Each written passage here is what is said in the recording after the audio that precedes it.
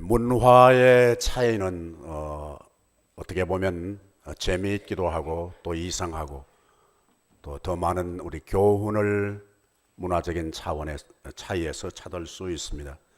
미국과 우리 한국의 문화 가운데 여러 가지 차이가 있는 것이 한두 가지가 아니지만 가장 쉽게 목격할 수 있는 것이 있다면 이 묘지의 위치가 아닌가 생각합니다. 한국의 묘지는 집에서 멀리 떨어져 있습니다. 죽음을 그렇게 반기지 않는, 죽음이 우리의 생과 그 사이에 아주 거리가 먼 것을 느끼게 해 줍니다. 그러나 미국에는 묘지가 바로 곁에 있습니다. 특별히 웬만큼 역사가 오랜 교회는 바로 교회 옆에 묘지가 있어서 평소에 교회에 출입하다가 마지막에는 교회 뜰에 묻히고, 그리고 그 가족들이 교회 올 적마다 먼저 가신 분을 만나고, 그리고 그 자녀들이 또 교회 올 적마다 우리 아버지 어머니 여기 계시다 라고 하는 생각을 하면서 멀리 동떨어져 있는, 세상을 떠나가 버린 분이 아닌 여전히 내 곁에서 함께 있는 그런 생각을 할 수 있고, 떠나가신 분뿐만 아니라 죽음 자체도 멀리 있는 것이 아니라 나와 아주 친숙하게 지나가는 그런 의식을 갖게 해준다고 믿습니다. 저는 개인적으로 어렸을 적부터 이 산소와 친근한 이미지가 있어서 산소에 가면 그렇게 마음이 편안하고, 어렸을 적에 거기에서 산소에서 뒹구르고 놀았던 그런 추억이 생생합니다. 그것이 연장인지는 모르지만 전 미국에 와서도 틈틈이 기회가 있는 대로 우리 묘소를 찾곤 합니다. 그 공동 묘지에 가면 얼마나 풍성한 대화가 많이 있는지 모릅니다. 표석 하나를 보면 언제 태어나서 언제 세상을 떠나고, 그 가운데 더더욱이 인상적인 것은 한국 전쟁에서 세상을 떠났다. 그 표석 앞에 보면 그냥 지나갈 수가 없습니다. 그 앞에 발길을 멈추고, 아하, 이 청춘이, 이 영혼이 내가 태어나서 자랐던 추억이 많은 그곳에 함께 발을 디뎠던 흔적이 있는 분이구나 하는 생각을 하게 됩니다. 우리 지나간 몇 주간 동안 계속해서 기적의 현장에 예수님께서 남기신 말씀, 보여주신 그 자세, 거기에서 우리가 교훈을 얻고 있습니다. 기적이 있다라고 하는 것은 그 반대는 뭐는 거니까 어려움이 있었다는 겁니다. 시련이 있고 슬픔이 있고 구체적으로는 죽음이 있었기 때문에 기적이라는 말이 필요한 것이고, 그 상황 가운데 기적이 가능하다는 겁니다. 그런데 그 기적 가운데 예수님은 우리가 흘러버리기 쉬운, 놓쳐버리기 쉬운 이상한 멘트를 하시고 자세를 하시고 보여주시고 명령도 하셨습니다. 자녀에게 줄 떡을 어떻게 개에게 주겠느냐? 이건 예수님이 하신 말씀 같지 않습니다. 성인의 의록집에도 이 말은 빠질 가능성이 많은 말씀을 예수님은 하셨습니다. 우리 식으로 말씀드리면 인종차별을 아주 단호하게 하신 말씀을 예수님이 하셨습니다. 사랑하는 딸이 병들어서 죽게 된 그 지경에 기적을 베풀어 주실 것이면서 그렇게 학대하신 말씀을 하셨습니다. 그래서 우리는 예수님이 처음에 하셨던 말씀, 예사롭게 던졌던 말씀을 그냥 스쳐 지나가면 안 된다는 생각을 합니다. 그 부분을 붙들어야 예수를 깊이 생각하는 것이고, 그 부분을 붙들고 놓치지 않고 그 방향으로 가야 예수님의 교회가 되는 것이고, 그 정신을 따라서 판단하고 섬겨야 예수의 제자가 된다는 생각을 합니다. 죽음은 우리가 그렇게 감미롭게 받아들일 것은 아닙니다. 사람에게 아무리 장사 같은 사람이 있어도 죽음이라고 하는 것에 직면하면은 공포를 느끼게 되어 있습니다. 개인적으로 저는 그런 생각을 틈틈이 합니다. 난 죽을 때 저녁에 일과 마치고 침대에 눕는 것처럼 그렇게 하나님 품에 안기면 좋겠다는 생각을 합니다. 그리고 또 틈틈이 기도 같은 생각을 갖기도 합니다. 저는 대체로 목회에 하면서 많은 사람의 마지막 모습을 보았습니다. 예수 믿는 사람의 마지막 죽음의 표정은 특징이 있었습니다. 다 평안한 겁니다. 들어갈 때에 목사님 오셨군요 이렇게 말씀하셨는데 찬송하고 기도하는 순간에 아멘 하기 전에 운명하신 분도 계십니다. 참 복된 죽음이라고 생각합니다. 혹시 여러분 가운데 지금 현재 불행하거나 원통하거나 분하거나 아니면은 미운 분이 계시다면 이렇게 생각하시면 좋겠습니다. 어차피 죽을 인간인 걸 뭐.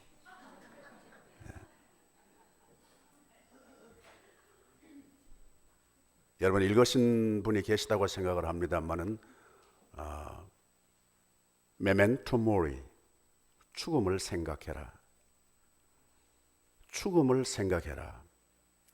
여러분 해도 안 되고 대책이 없을 때 그럴 때 죽음을 생각하시면 좋겠습니다. 의외로 무거웠던 짐이 죽음을 생각하면 가벼워질 수 있습니다.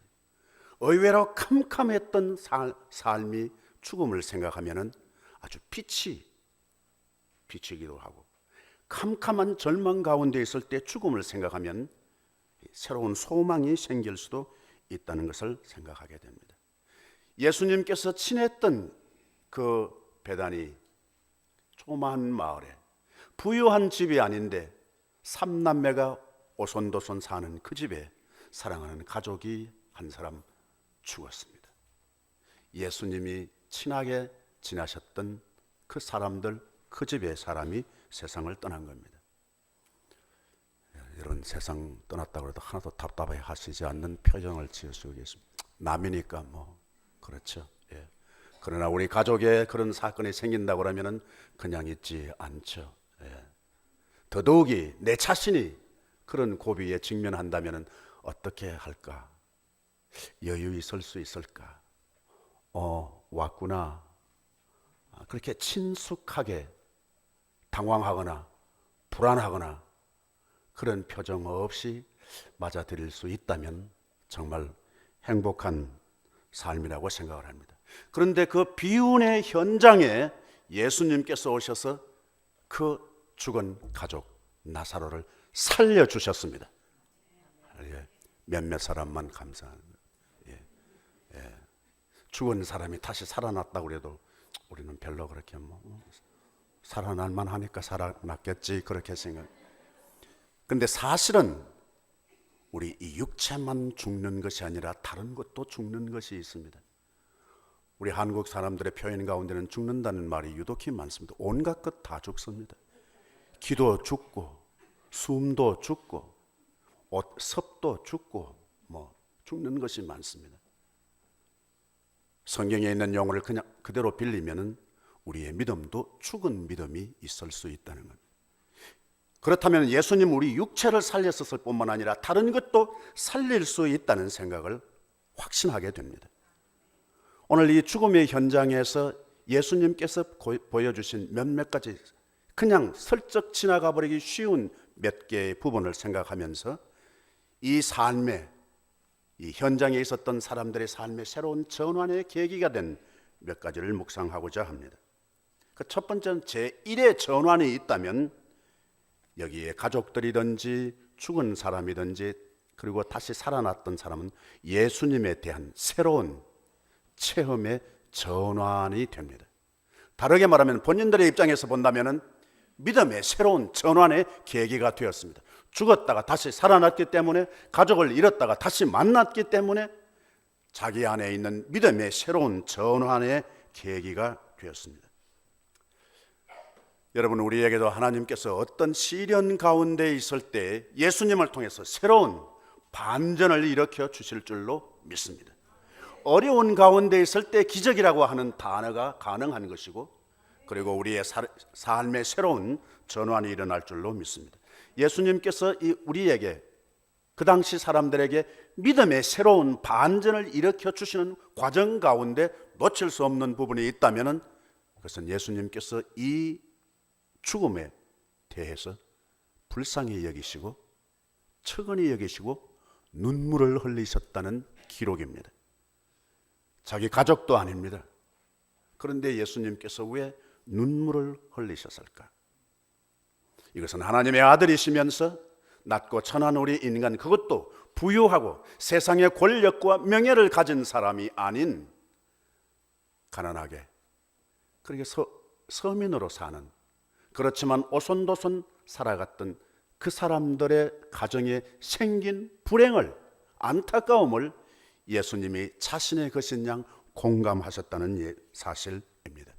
예수님 성경을 통해서, 신약을 통해서 예수님이 이 세상에 계시면서 우신 세 곳의 기록이 있습니다. 그 가운데 하나가 요한복음 11장의 오늘 본문 말씀, 예수께서 눈물을 흘리시더라. 소리는 들리지 않지만 예수님의 눈동자가 젖으셨다는 것은 이 현장에 가난한 사람들의 그 마음과 슬픔을 예수님은 함께 나누실 수 있었다는 것입니다. 그러니까 죽음의 가정에 예수님이 오시고 죽음의 사람과 예수님께서 대면하셨다는 사실입니다. 구약에 있는 열왕기 하에 있는 말씀은 엘리사의 생애의 기적 가운데 하나입니다.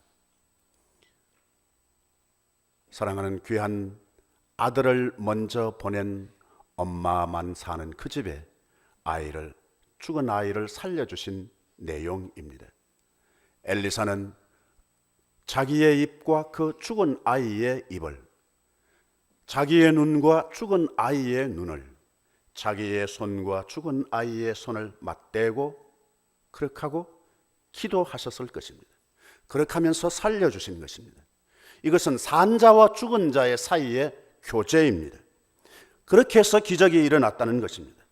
산 사람은 산 사람으로, 죽은 사람은 죽은 사람으로 취급하신 것이 아니라 산 사람이 죽은 사람을 사람으로 취급하셨다는 말씀입니다. 전혀 다른 두 개가 합쳐서 새로운 생명을 만들어냈다는 사실입니다. 전기도 그렇습니다. 여러분, 양극과 음극이 있지 않습니까? 양극과 양극을 만나면 전기는 일어나지 않습니다. 파워는 생기지 않습니다. 음극과 음극을 연결해도 그건 불가능합니다. 그러나 양극과 음극을 연결하면, 만나면 거기에서 파워가 일어나는 것입니다. 우리 기독교 예수를 믿는 사람들 가운데 우리가 지나치면 위험하게 생각해야 할 것은 지나친 이원론적입니다. 선은 선이고 악은 악이고, 이걸 두 개를 선명하게 잘라버리면 그 속에 감동적인 역사는 그만큼 생략될 가능성이 많다는 것입니다. 행복과 불행의 요소를 제거해버리면 행복만 남을까? 행복만 남을 수 있을지 모르겠습니다. 그러나 불행을 제거해버리면 그만큼 행복의 영역은 좁아지는 것이고 행복의 역동성은 그만큼 약화되는 것이라고 생각합니다. 행복과 불행이 같이 만났을 때 기존의 행복과 다른 역동적인 행복이 일어날 것이라고 믿는 것입니다. 밤과 낮이 하루로 엮어져 있는 것과 같습니다. 우리는 미운 것, 좋은 것, 이것을 너무 선명하게 구별합니다. 더 다르게 말하면 믿음과 삶을 우리는 너무나 선명하게 구별합니다. 그러나 우리 믿음과 삶이 같이 만나지 않으면 그 믿음은 거짓 믿음일 가능성이 많습니다. 남자와 여자 전혀 다른 존재가 함께 어울려 살 때 거기에 생명의 출산이 가능하고, 그리고 역동적인 더 다이나믹한 그런 은총이 넘치게 될 줄로 믿습니다. 예수님은 이 슬픔의 가정에 오셔서 죽은 사람을 살려주시면서 우리의 믿음을 다시 전환시켜 주셨습니다. 우리에게 죽음은 아니다 손치더라도 행여도 우리 속에 영성, 우리의 헌신, 우리의 믿음, 우리의 사랑이 식어지거나 망가져가고 있다면 하나님께서 회복해 주실 줄로 믿습니다. 두 번째 예수님께서 여기 제1의 전환의 계기가 되게 하신 것 가운데 하나 조금 의아한 것은 질문을 하십니다. 네가 믿느냐? 그리고 그를 어디 두었느냐? 아니 예수님 지금 세상 이 나사로 죽고 난 이후에 3일 만에 도착했어요. 나흘째 도착을 하신 겁니다. 그러면 예수님 벌써 이 나사로 죽었다는 소문을 듣고서 우리 고치러 가자, 죽은 것이 아니라 잔다, 이렇게 말씀하셨으면 벌써 상황은 아셨어요. 그러면 성큼성큼 오셔서 그 나사로가 죽은 나사로가 있는 곳으로 가시면 될 거 아니에요. 근데 예수님이 물었어요. 어디 있어? 그 나라도 그렇게 묻겠어요? 그 왜 물으셨을까? 이 예수님께서 그가 어디 있느냐고 물으신 의미는 무엇일까? 죽은 것 알지만, 어디 둔 것을 알지만 다시 한번 남은 사람들로 하여금 그 문제 요인, 예수님이 타겟으로 삼고 계시는, 예수님이 꼭 오셔야 할 그 구체적인 장소를 자기 입으로 말하게 하는 것이라고 봅니다. 우리에게 개인적으로나 가정적으로 교회적으로 문제가 있다면 예수님이 말씀하시기 전에, 아신다고 하기 전에 우리가 먼저 고백하기를 원하시는 의도가 여기에 질문 가운데 담겨져 있는 줄로 믿습니다. 또 하나의 질문이 아닌 명령을 예수님께서 하십니다. 그 시체가 있는 곳에 갔는데 보니까 돌을 막아 놓았습니다. 유대인들의 묘지를 우리가 잘 알고 있습니다. 돌로 막아 놨습니다. 예수님께서 하시는 말씀 보세요. 돌을 옮겨 놓아라. 더 다르게 말씀드리면 돌 치워.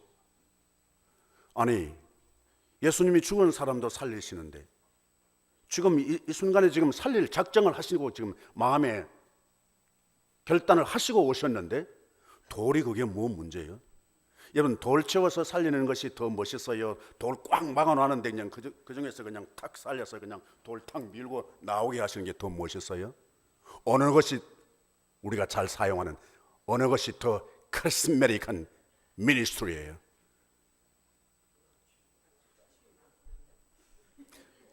나는 이때 이러고 싶어요. 예수님, 돌 치우라고 하지 마세요. 그냥 그대로 한번 역사해 보세요. 왜 돌 치우라고 하셨을까? 기적을 베푸시기 전에 예수님께서 우리에게 주신 교훈이 있습니다. 내가 기적을 베푸는, 내 능력을 발휘하는 그곳에 너희도 나랑 같이 조인하자. 벗이 되자. 내 영역, 내 은총은 네가 손도 못 대는 것이 아니라 나랑 같이 조인하자. 그리고 이 놀라운 기적의 은혜의 증인이 되라. 돌을 옮겨 놓으라, 돌 치우라 하신 말씀은 그건 또 이해가 돼요. 그런데 보세요. 무덤을 향해서 나사로야 나오라 그렇게 크게 부르짖었어요. 나사로가 살았어요. 그러면은 나사로가 또벅또벅 걸어 나와서 자기들 동생들한테 자리에 서서 나야 뭐 허가하고 뭐 야단 났을 거 아니에요. 그런데 예수님께서 그 시체 샀던 거 그 배 벗겨줘. 얼굴 감쌌던 수건 코 벗겨. 풀어놓아서 다니게 하라. 이거 예수님 왜 이렇게 말씀하셨을까? 뭐 때문에 이렇게 말씀하셨을까? 기적을 베푸셨다는 그 사건 자체로는 여기에 있는 사람들로 하여금 믿음이라고 하는 것을 다시 재점검하고 이전과 다른 믿음, 이전과 잘 알았던 예수님이 아는 또 다른 예수님을 만나게 해주셨을 뿐만 아니라 돌을 옮겨 놓으라, 그리고 풀어서 놓아 다니게 하라, 그 말씀은 내 사역에 너희들이 같이 조인하라. 예수님께서 일방적으로 밀어붙여서 기적을 베푸시는 것이 아니라 하실 수 있음에도 불구하고 우리와 함께 동참하기를 원하시는 거예요. 나는 이것을 예수님의 인격의 사역이라고 믿습니다. 요한계시록에 누구든지 내 음성을 듣고 문을 열면 내가 그에게로 들어가서 그와 더불어 먹고 그는 나와 더불어 먹으리라. 아니, 예수님 그냥 우리를 사랑하시면 그냥 오시면 되지, 문 밖에 서서 기다리시다니 왜 기다리세요? 왜 열어주실 때까지 기다리세요? 예수님께서 우리에게 더 넓은 표현으로 행복을 주시기 위하여, 은혜를 주시기 위하여, 능력을 여러분과 여러분 가정과 우리 교회에 주시기 위하여 먼저 기적 베푸시기 전에 하시는 말씀은 문 열어다고. 문 열어다고. 우리가 열어야 할 문은 집문만이 아닙니다. 우리의 문제의 문을 우리가 여는 겁니다. 우리 마음의 문일 수 있습니다. 우리가 열어야 할 문, 그 문은 예수님이 일방적으로 여시지 아니하시고 우리에게 맡겨주신다는 말씀입니다. 동참자가 되게 하기 위해서 뿐만 아니라 살아난 나사로의 입장에서는 예수님이 기적을 베푸셔서 살아났음에도 불구하고 돌 옮겨 놓는 사람 없었더라면 못 나올 뻔했어요. 시체를 샀던 그 헌금 벗겨주지 않으면, 얼굴을 감쌌던 그 수건 벗겨주지 않으면은 산 사람으로 행동하지 못했을 뻔했습니다. 나사로든지 이 가족이 예수님과의 관계만 새롭게 해주셨을 뿐만 아니라 산 사람과 그 가족들의 관계까지 다시 회복시켜 주신 것입니다. 살아난 나사로가 수건 벗겨주는 가족들 보고 뭐라 그러겠어요? 고마움을 느끼게 될 것 아닙니까? 이게 제2의 관계 회복, 제2의 전환의 계기가 된다면 살아있는 사람들끼리, 너희들끼리 서로 원수가 아니라, 대적하는 사이가 아니라 서로 협력해 줘야 할, 은혜 주고 은혜 받은 사람으로 그렇게 살아가도록 확인시켜 주신 것이라고 믿습니다. 그러니까 살아있을 때 서로 잘 해라는 말입니다.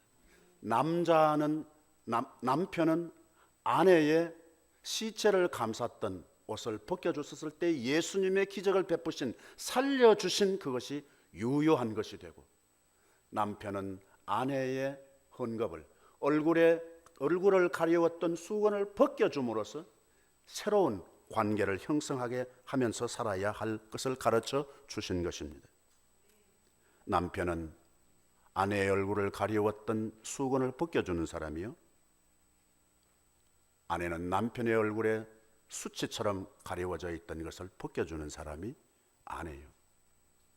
성도는 성도끼리, 부모는 자식에게, 자식은 부모의 얼굴에 가려져 있는 수건을 벗겨주는 것이 진정한 패밀리고 진정한 우리 교우라고 믿습니다. 예수님께서 같은 요한복음 20장에 보면 이렇게 말씀하세요. 누구든지 너희가 죄를 사해 주면 사해 줄 것이요, 그대로 두면 죄가 그대로 있느니라. 이건 난해한 구절 가운데 하나일 수 있습니다. 죄는 누가 사하는 거예요? 누가 사하는 거예요? 죄를 사하실 수 있는 권세는 누구한테 있는 거예요? 예수님이 내 죄를 사해 주시면 여러분들이 할 게 뭐 있어요? 없어요. 예수님이 용서해 줬으면 됐지 뭐. 내가 여러분들한테 뭐 고맙다 얘기할 필요 있어요? 그런데 이상스럽습니다. 예수님께서 하신 말씀은 여러분들에게 이 목사가 잘못한 것, 죄가 있으면 너희들이 용서해 줘. 그러면 이 목사 용서받을 거야.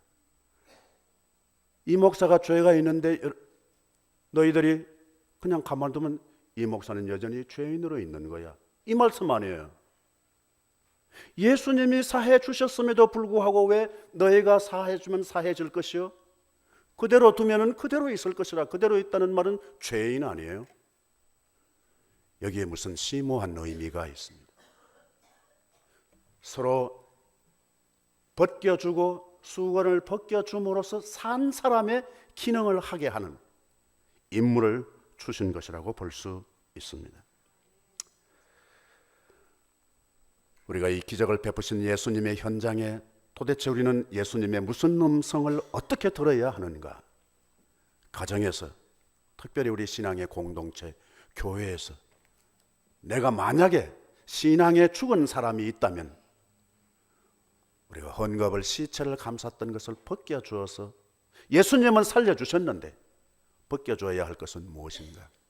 예수님은 회복해 주셨는데 우리가 얼굴에 수건을 벗기듯이 벗겨주어야 할 것은 무엇인가? 내가 아내로서 남편에게 벗겨주어야 할 수건, 남편으로서 아내에게 벗겨주어야 할 수건, 목회자로서 성도들에게 얼굴에 벗겨주어야 할 수건, 성도로서 목회자와 지도자들에게 얼굴에 수건을 벗겨주듯이 벗겨줘야 할, 내 손이 가지 않으면 안 될 것은 무엇인가? 그것을 우리에게 교훈해 주는 것이라고 봅니다. 제2의 전하는 선능이 너와 나와의 관계를 회복시켜 주신 것입니다. 세 번째, 이 나사로의 입장에서 보면은 다시 살아났습니다. 이전에 그 자리가 그 집이 아닙니다. 하나님을 체험한 사람들이 특징 가운데는 자기가 있었던 그 장소를, 하나님 은혜를 체험하고 난 이후에는 그 장소의 이름을 바꾸는 것입니다. 아브라함이 이삭을 바쳤던 그곳을 아브라함은 여호와 이레라 이름 붙입니다. 여호와 이레, 여호와께서 준비하셨다는 뜻으로 이름을 새롭게 붙이는 것입니다. 이삭도 역시 마찬가지 우물을 팠습니다. 그런데 다시 또 다른 사람들이 와서 뺏어갑니다. 다시 또 우물을 팝니다. 또 우물을 팝니다. 그 우물을 파고 난 이후에 이삭은 그 지역을 르호봇이라 이름합니다.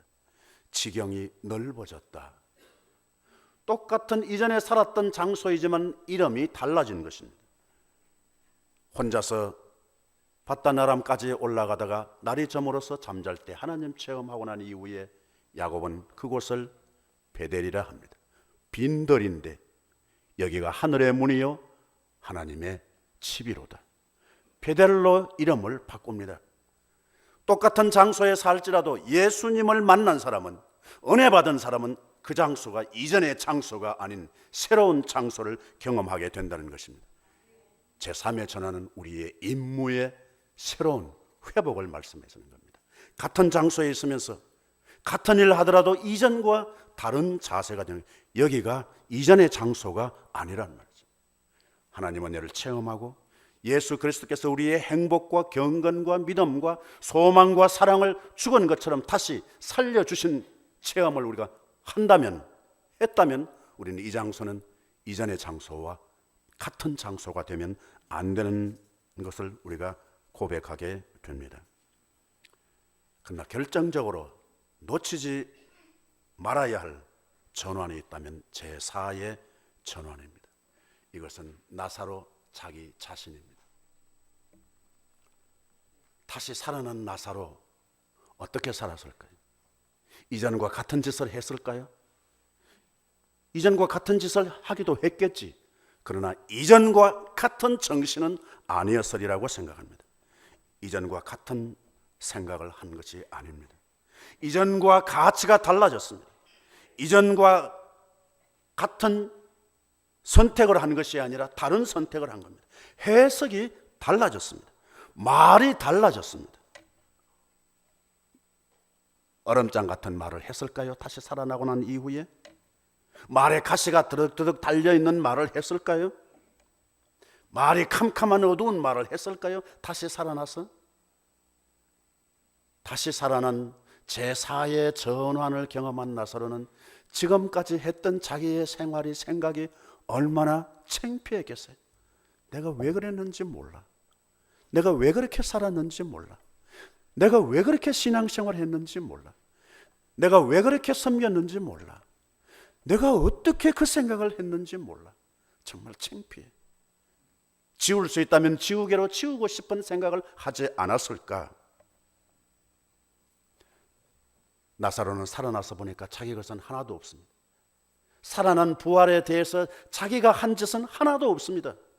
예수님이 살려주셨지, 칭칭 감고 있는 시체를 샀던 헌금 살아남은 사람들이 풀어줬지, 얼굴 가리고 있었던 수건 다른 사람들이 풀어줬지 자기 것은 하나도 없어요. 다시 살아나는데 자기가 한 것은 하나도 없어. 전부 다 주위의 사람들 도와줘서 자기가 살고, 물론 예수님께서 살려주셨지. 나사로는 생각하니까 생각할수록 내 것은 아무것도 없구나, 내가 나를 위해서 한 것은 아무것도 없구나. 여러분, 나사로만이 아닙니다. 나와 여러분이 그렇습니다. 여러분의 것이 어디 있습니까? 몸이 여러분의 것입니까? 여러분이 선택해서 골랐습니까? 여러분의 몸을 여러분들이 만들기 위해서 무슨 공을 들였습니까? 여러분들이 입고 있으신 옷도 여러분이 만드셨습니까? 여러분들이 만드셨다면 더 짙은 감동이 있을 거예요. 다 다른 사람이 만들어준 것 통해서 내가 지금 입고 있는 거예요. 머리 하나 여러분 자신이 손질할 수 있습니까? 자기 머리 자기가 손질하실 수 있는 분은 정말 참 멋있는 분이에요. 다 다른 사람 손에서. 내가 한 것은 거의 없어. 내 미모든지 심지어 내 정보까지도 마찬가지. 학문적인 것이든지 다 알지도 못하는 사람, 만나보지도 못한 사람이 수고하고 조사해 놓은 것, 그 정보 가지고 내가 지금 쓰고 있는 거 아니에요? 그것이 신앙적인 것이 아닐지라도, 신앙적인 것일지라도, 신학적인 것일지라도 내가 준비한 거 어디 있어요? 다른 사람이 다 제공해 주는 걸 내가 지금 활용하고 있을 따름이에요. 내 것이 어디 있어요? 그래서 시인은 해 아래 새 것이 없나니, 무엇이 새로운 것이 있어요? 독창적인 내가 만들어낸 것이 뭐가 있어요?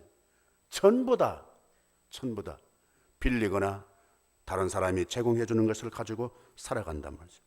진정한 의미에서 참 자기를 만난 거예요. 이전에 나사로는 자기는 자기였지만 진정한 자기가 아니었어요.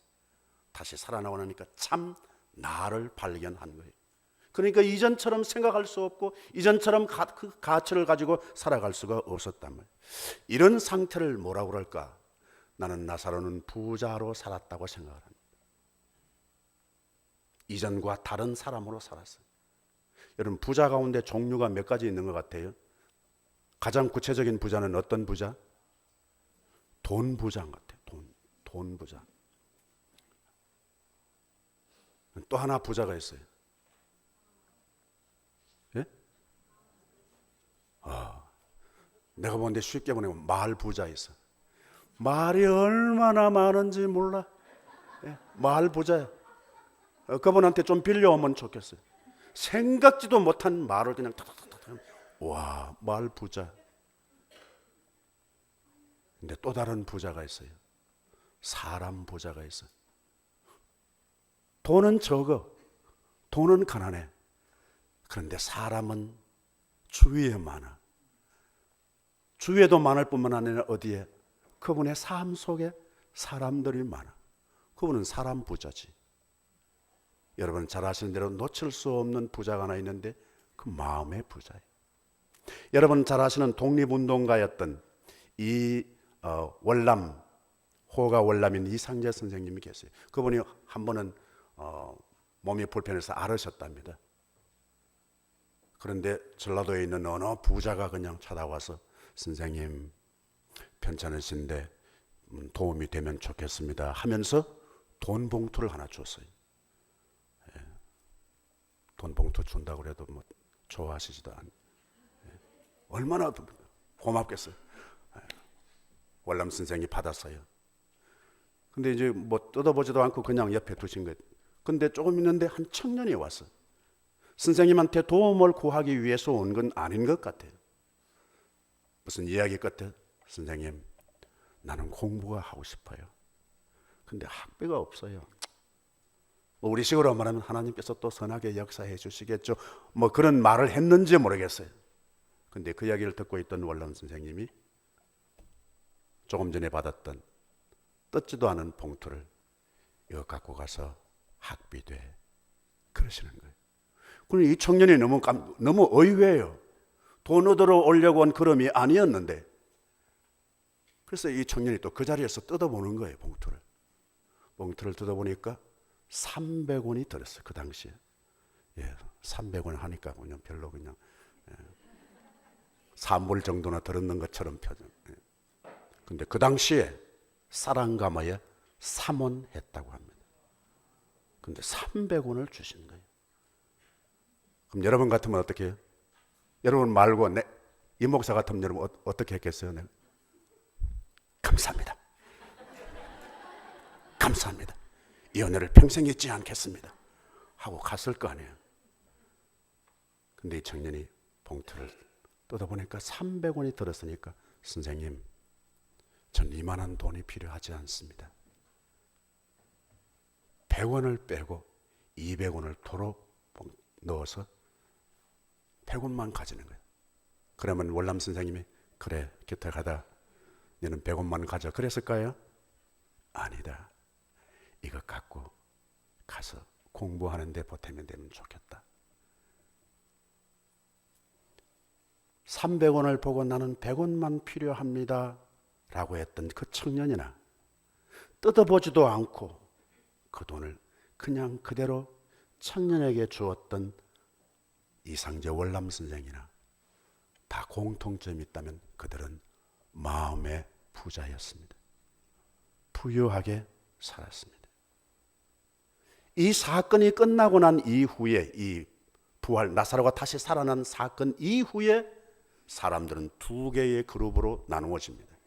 하나는 유대인들과 그 가족들 나사로를 포함해서 행복하게, 더 구체적으로는 그를 믿었더라 믿는 사람이 생기고, 그 이외에 또 다른 부류 대제사장과 바리새인들은 어떻게 하면 예수를 죽일까 음모하는 계획을 꾸미는 사람들로 후반에 가면 나누어 줍니다. 믿는 사람과 모함하는 사람, 행복해지는 사람들과 죽이려고 모함하는 사람들, 낫는 사람들과 다시 병드는 사람들, 풀려서 자유하는 사람들과 스스로 업무에 다른 사람을 해코지하기 위해서 스스로 얽어 매이는 사람들로 나누어 집니다. 가정이나 교회나 하나님의 은혜, 좋은 은혜를 체험하고 난 이후에는 지금도 소수와 다수의 차이일지 모르지만 두 갈래 사람으로 나눌 수 있습니다. 나은 사람, 또 다른 병 들어가는 사람, 행복해지는 사람, 그리고 스스로가 불행으로 한 발자국 더 가까이 가는 사람들입니다. 나와 여러분은 최소한 예배드리고 난 이후에 우리는 어느 부류의 길을 갈까? 행복한 사람의 길을 갈까? 아니면 다시 나를 쪼이고 얽어매고 다른 사람을 괴롭게 하고 음모를 꾸미는 길로 갈까? 최소한 우리 일주일, 이번 주간 한 주간 나는 어느 방향으로 갈 것인가? 기회를 놓치지 않게 되기를 바랍니다.